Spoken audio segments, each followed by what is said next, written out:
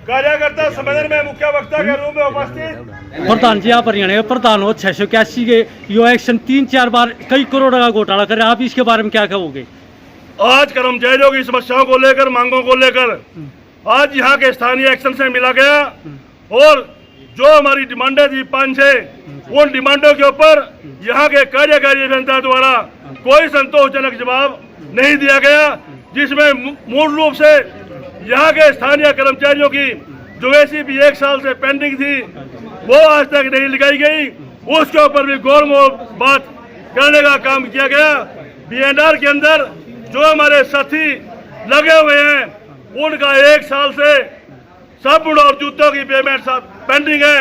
इसी प्रकार जो हमारे कर्मचारी या उनके परिवार का कोई सदस्य बीमार हो जाता है उनके मेडिकल बिलों की पेमेंट काफी समय से लंबित पड़ी हुई है।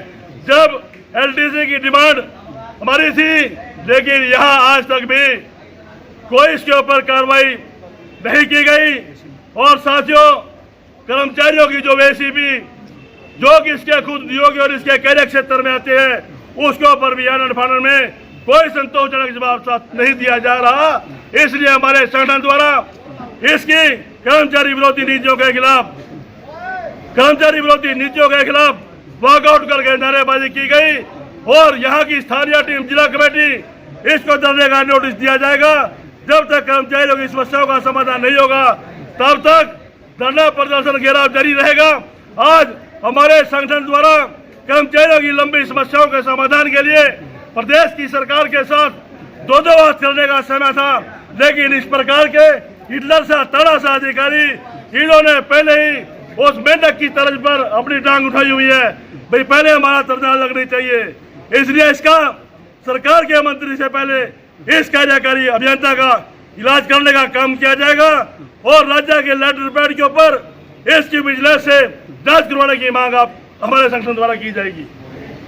हमारे चैनल के माध्यम से आप हरियाणा को क्या निवासी जो सोनीपत में एक्सटर्नल टूटू का है, ये 3-4 बार धरने दरवाज का है और आईबाजी पकड़ा जाता है। बीजेपी सरकार इसको छोड़ देती है, इसके बारे में आप क्या कहोगे? आज कहीं ना कहीं इसको जो यहाँ के स्थानीय या पूर्व में रहे बीजेपी के एमपी एमएलए क्यों न हो, उनका पूर्ण रूप से समर्थन इस कार्यकारी अभियंता को प्राप्त है। इसीलिए कर्मचारियों को ठेका दिखाने का काम करता है, उनकी समस्याओं का समाधान नहीं करता। और आने वाले विधानसभा चुनाव के अंदर भी जिस प्रकार लोकसभा के अंदर बीजेपी से 5 सीटें प्रदेश के कर्मचारियों ने छीनने का काम किया, विधानसभा चुनाव के अंदर भी इसी प्रकार भारतीय जनता पार्टी की सरकार को चलता करने का काम करेंगे और इस प्रकार के अधिकारियों पर निकेल भी हमारा संगठन लगाने का कार्य विषय में करेगा। बहादुर क्रांतिकारी कर्मचारी पदाधिकारी साथियों, हमारे बीच में मातृशक्ति के रूप में उपस्थित हमारी बहनें, माताएं व साथियों, आदरणीय साथियों, 4 व 5 मई को आपके संगठन का 24वां प्रांतीय प्रतिनिधि सम्मेलन कैथल के अंदर संपन्न हुआ था। साथियों, सम्मेलन के तुरंत बाद आपके संगठन की 1 महीने के अंदर 3 मीटिंगें साथियों संपन्न हुई।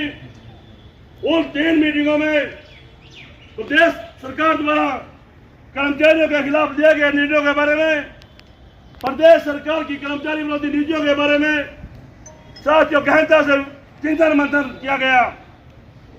विस्तार से चिंतन मंथन करने के बाद आदरणीय साथियों निर्णय लिया गया, क्यों न आज कर्मचारियों की मांगों को मनवाने के लिए तीनों विभागों के मंत्रियों के निवास स्थान का घेराव और उसके बाद मुख्यमंत्री के आवास का घेराव क्यों नहीं किया जाए।